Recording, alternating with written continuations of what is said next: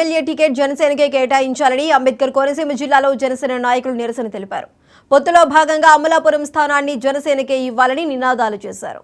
ఈ విషయంలో రెండు పార్టీల నాయకులు ఆలోచన చేసి సరైన నిర్ణయం తీసుకోవాలని డిమాండ్ చేశారు.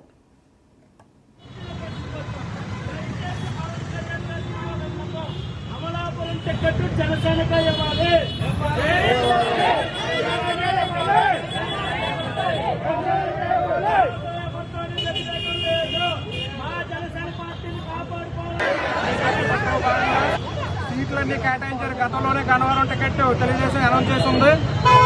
మొత్తం ఉమ్మడి తూర్పుగోదావరి జిల్లాలో ఉన్న సీట్లు అన్ని కేటాయించిన తర్వాత అమలాపురమే మిగిలి ఉండగా ఈ రోజు మళ్ళీ కొత్తగా IVRS కాల్స్ ద్వారా సర్వే జరుపుతున్నారు. తెలుగుదేశం పార్టీ అమలాపురంలో పోటీ చేస్తే ఏ విధంగా ఉంటుంది, పలానా క్యాండిడేట్ అయితే మీకు కరెక్టా లేదా నోటాకా అని చెప్పేసి ఇవాళ రావడంతో మేమంతా కూడా ఆందోళన చెంది ఇవాళ ఇక్కడ మేమంతా కూడా మా యొక్క మనోభావాలు తెలియజేయడానికి మేమంతా ఇక్కడ సమావేశమయ్యి ఈ కార్యక్రమాన్ని చేపడుతున్నాం. అయ్యా పవన్ కళ్యాణ్ గారు, మీరు ఎన్నో సందర్భాల్లో అమలాపురం అంటే మాకు ప్రత్యేక అభిమానం ఉంది. అమలాపురంలో మనం ఎట్టి పరిస్థితుల్లో జెండా పాతాలి. 2009లో ప్రజారాజ్యం పార్టీలో మనం జెండా పాతలేకపోయాం.